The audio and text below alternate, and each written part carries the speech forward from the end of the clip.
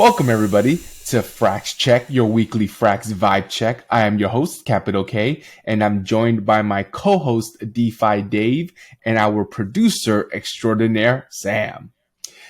We're going to go straight to the source of truth via checking the chain.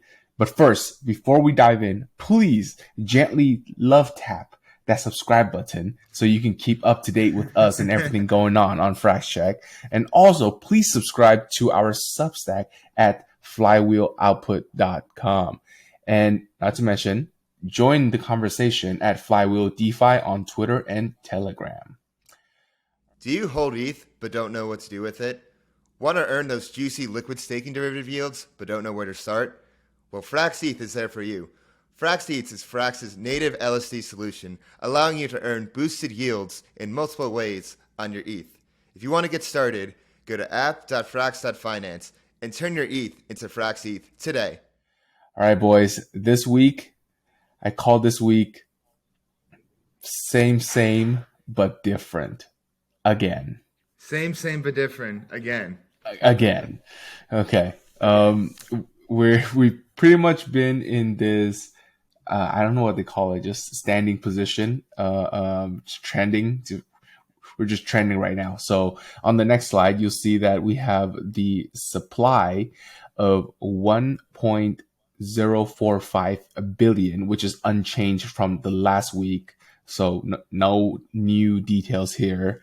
Next slide, you see that our peg has been acting kind of loco, going from 0.991 all the way to as high as 1.001.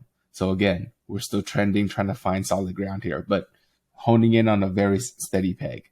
So we go to the market and we do a quick curve swap of 100 mil in Frax. We got 0.9988. Normal, right? Normal metrics kind of across the board here, except for the peg, which got slightly low there.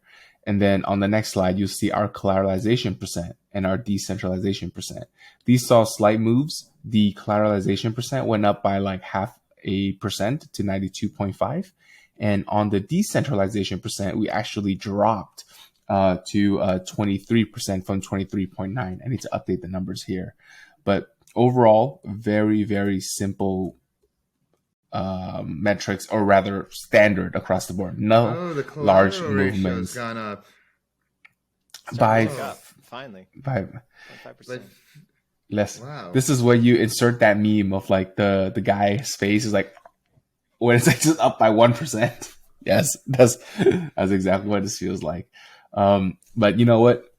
Enough of the Frax stablecoin. Let's see how the liquidity for the Frax stablecoin is doing. And that's where we check the Frax based pool. And we see here that we have 491 million, up 80 bips from last week. So fairly standard. For the month of March, we had 221 million in volume, and we have a 43% utilization rate. So pretty awesome. Like that's a really high utilization rate that we've seen lately. Now, on the next slide, you'll see our favorite metric to track, and we are 113% of the three pool. So our high was 118.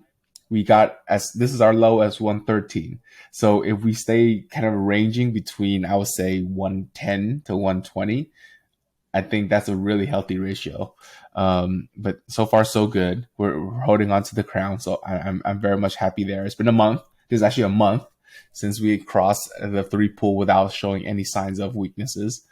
And on the next slide, you'll see the TVL of each of these pools broken down across the board. Do you guys see the graph here? Why is it always this slide? It's always this slide. I gotta stop and keep talking. I'm gonna fix it. Okay. All right. And then so on this slide here, it has is a bar graph with three specific columns denoting Frax BP, 3 pool, and Frax 3 CRV. Frax BP is currently at 492 million, 3 pool is at 436 million, and Frax 3 CRV is at 384 million. So everything is kind of like ratioed out right now. It's very ratioed. So things are looking good there as well. Like I said, the same, but different. You know, it's a different week, but it's the same things. Same, On the but next different. slide, you see our favorite product that we've been tracking intently, but I'm kind of sad to report it only grew by 2% this week, and that is FRAXETH. We only got a slight little nudge up here for the FRAXETH, up to 128,274. And that's a 2% increase week over week. Frankly, that's, I believe, is the lowest week over week increase we've seen for FrexETH since the inception. And hopefully it's just a fluke, hopefully just a fluke, and we'll be here next week to keep on tracking. But you want to see where all the FrexETH are hanging out. 62% of them are in the FRxETH vault, earning the native ETH yield, which is 62%. And then 31% is in the Curve LP, with the remaining 7% just in the Ether. So fairly, I think it's a third spread, or rather 2/3 third spread between FRxETH and Curve LP is probably where we want to be at. And that's kind of where things have landed. Now, on the next slide, you'll see the peg. And here's, I guess, unsurprisingly, we're holding on to really strong on the dashboard. We have a 0.9993 peg, but we can't trust that. Obviously, we're going to go into the market and do some damage. So to swap 3,500 FrexETH, which is the amount the largest holder has, if they were to come in here and swap that, they would receive an exchange rate of 0.9977. And like I said, I don't like to see a 7 in this exchange rate. I like to see it being 8, 5 and above, but we'll take what we have. What is cool though is we actually increased our TVL by 10 million in this pool from 120 to 130 over the last week. Nice. So people are still definitely still coming in here. So that's really good. And then on the next slide, we'll see how the market landscape of the LSD is. FrexETH actually is now at 1.62%. That represent a 1% gain, 1.3% gain from last week. So we're like literally crawling and inching our way for that market share in this LSD landscape here. And just so for the folks who's listening, we have Lido on the top at 74% of market share, and they grew 3.5% on their 30-day change. Then underneath that, we have Coinbase, which has 15% market share, and those guys grew about 5% on the 30-day change. Then we have Rocket Pool at 5.6%, and they grew 5% for the 30-day change. And lastly, Frax in the top 4 at 1.6%, growing at a 18% 30-day change. So that's the current landscape. We are still 3x away from Rocket Pool, but we were much, much, much further previously. So we're making good strides, in my opinion. But in one area where we already have full strides and sits on the top, you'll see that we are crushing it in the yield department. And here we have 230 million of FrexETH, and it's earning 5.64% APY. Now, obviously, everybody knows the staking reward fluctuates. It's not always a consistent, say, 4 print or a 7 print. But what is consistent is FrexETH is always on top of all the other competitors. We've been doing, at least I've been covering this slide for the past, I would say at least 2 months now. And FrexETH has always been at the top, whether sometimes it's by just 1%, as we see here. Sometimes it's by multiples across. So it's either way, FrexETH on the yield department is doing just fine. On the next slide, we have the FPI product. Here, nothing has changed at all, except there is an extra 200K increase in the equity to the FPI holders. It was 4.5 last week. Now it's 4.7 this week. But aside from that, everything else was the same. 82.3 million in supply, 6%. Same, but different. 6% inflation rate. The TVL is still 88. The treasury is still 88.5 million. The only thing was the treasury got some good yields this week. Now, on the next slide, we're going to talk about FRAXLEND.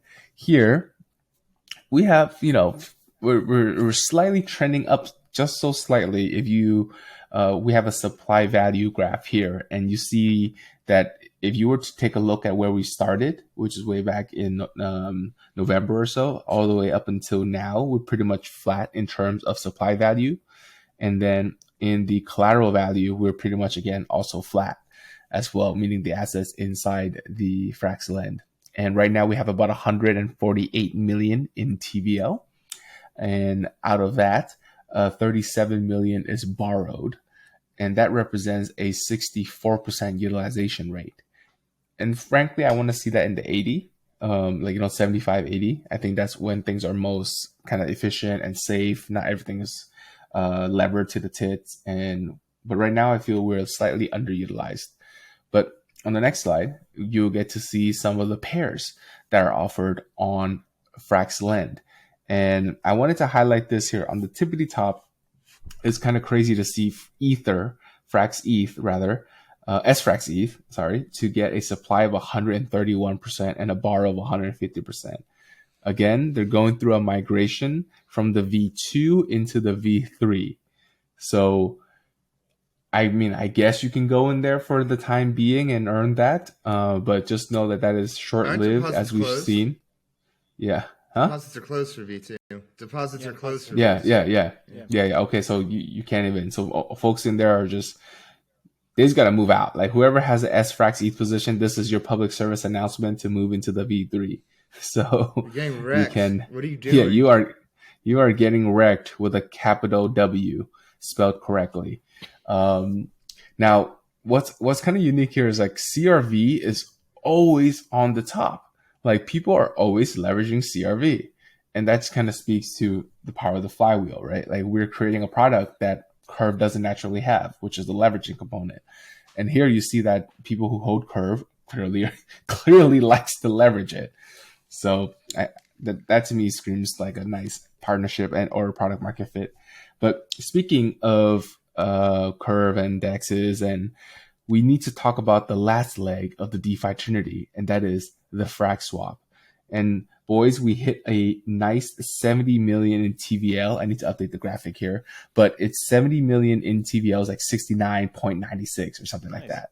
And I was like, nice. Okay, so that's really healthy in TVL. Then I wanted to take a look at how well we did for March, right? For the month of March, we did 168 million in volume. That represents about a 240% turnover rate, or utilization rate rather.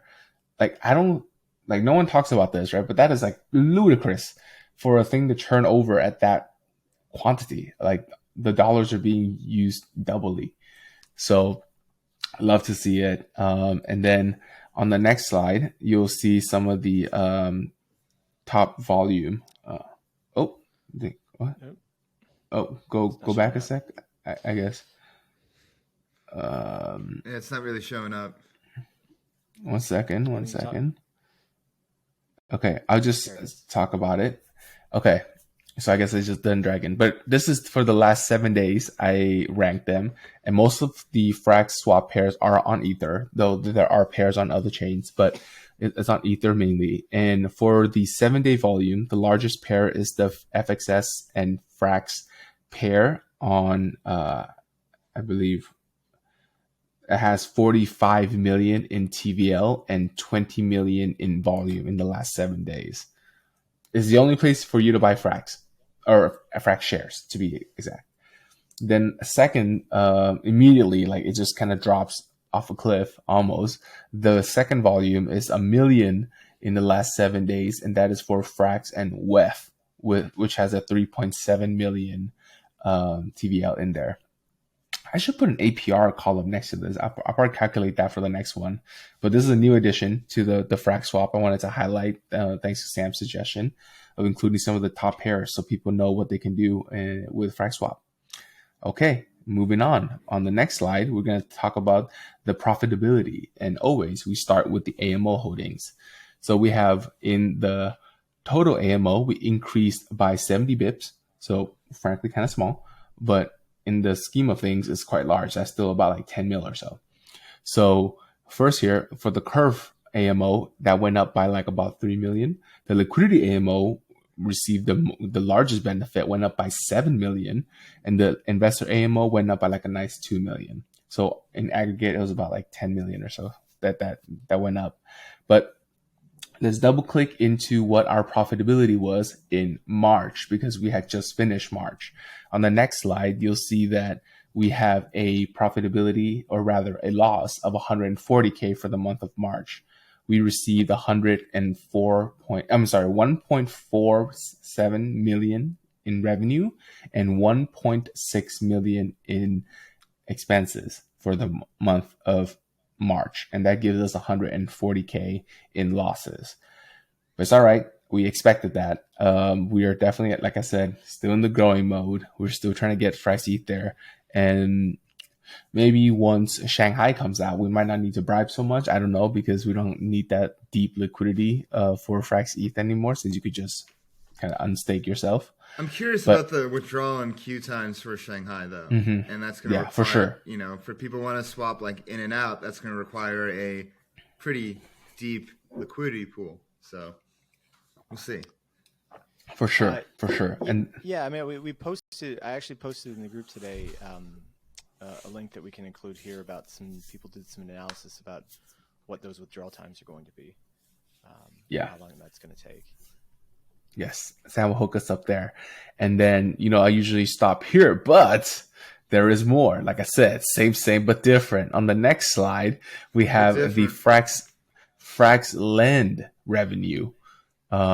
We see here that for April, I couldn't do this retroactively, so I have to do it moving forward only.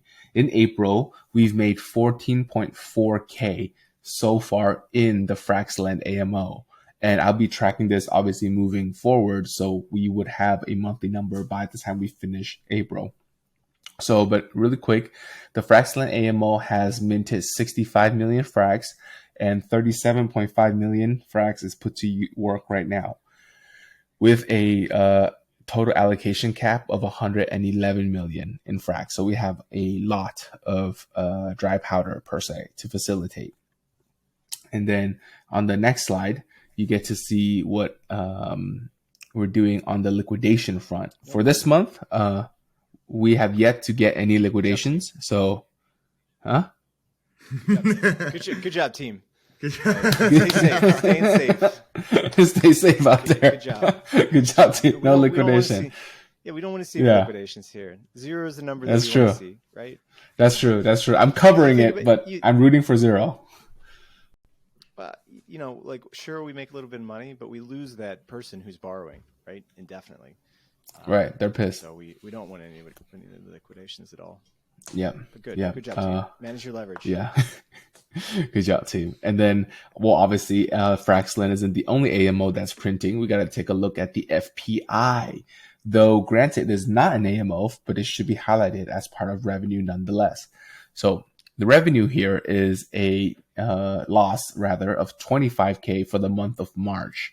And that because of the PEG increase that you had to rise to meet the inflation rate.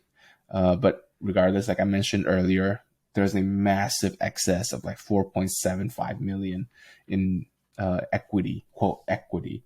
So 25K is kind of a blip, totally manageable. Now, on the next slide, you see... Just to talk about the FPI thing again, we've only, out of like the near 12 months that this has been running, it's only had 2 down months. So most of the time it's profitable. Yep, exactly. And then in the next slide, we're, even though it says 13K loss or 14K here, there is a unclaimed rewards of 53K. Okay. So once that is claimed, I would be able to report that it's, whatever that difference is, call it 40K plus revenue for April. But so far it's negative because it's unclaimed. There is about $54,000 in unclaimed rewards for April. So don't freak. It will get claimed. And then now putting all of this together on the next slide in April, we have so far for the month of April, a loss of 530K for the Convex AMO. And for FRAXLEND, we've made 14K. FRAXLEND liquidations, 0. FPI, loss of 14K. Now, note, remember, that's supposed to be a 40K gain, but I'll report that when the rewards are realized. But so far for the month of April, for the first 3 days, we are at a loss of 530K across most of the Frax's revenue streams. But yes, these are, like I said, it's the same Frax check, but a little different this time. And that's it. Thanks so much for jumping in. Now, boys, any questions, comments, concerns?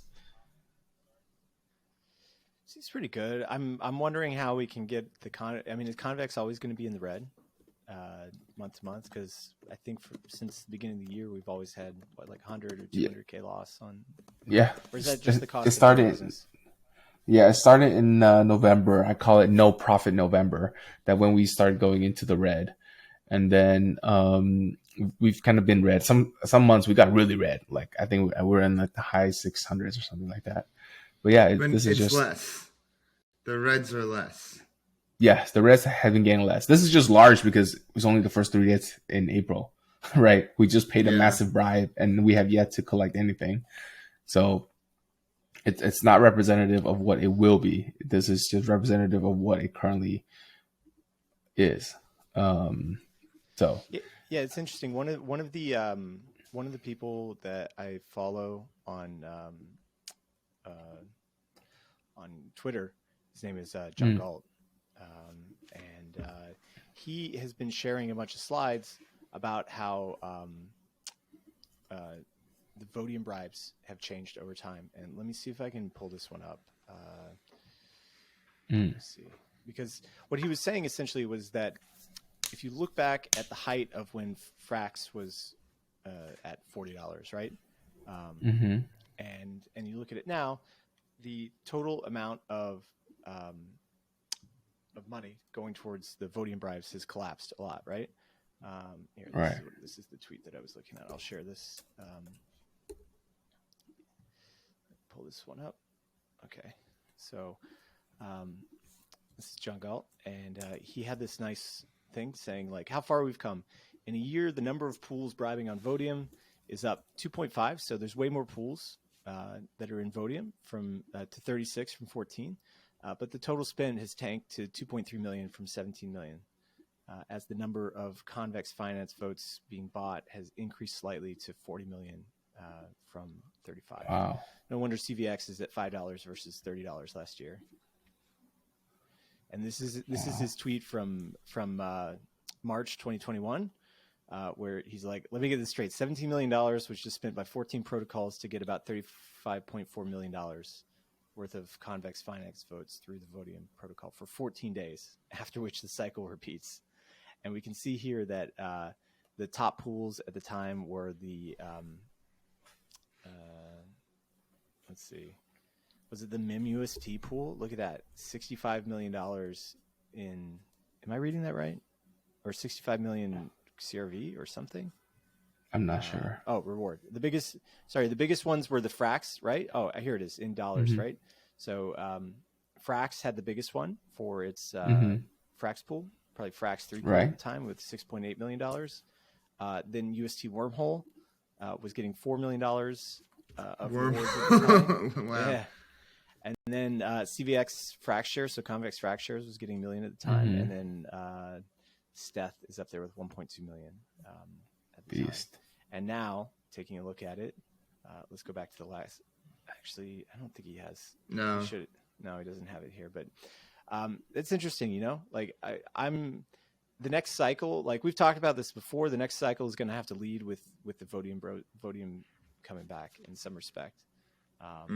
And it's good to see the amount of protocols coming in, but we just need to have more money to throw at bribes for the cycle to start. To get the flywheel going. Exactly, Dave. Just had to put that in there. Yeah. And if you want to keep up with everything Flywheel, you've come to the right place. Hit that bell button. Subscribe. Did you guys want to say anything else? No. We'll see. No? We'll see. No, but if you in the crowd watching this want to say something, leave a comment down below. Give us a like. Make sure you follow us on Twitter at Flywheel DeFi. Join the conversation on there. And Telegram at Flywheel DeFi. You can follow me on Twitter at DeFiDave22. You can follow me at 0xcapital_K. And I'm at traders_insight. And go subscribe to that newsletter down below, flywheeloutput.com, and we will see you next week. Go. Peace. Everything said on this episode is not financial or tax advice. This channel is strictly for educational purposes and is not an investment advice or solicitation to buy or sell any assets or to make any financial decisions. This video is not tax advice whatsoever. Please talk to your accountant and do your own research.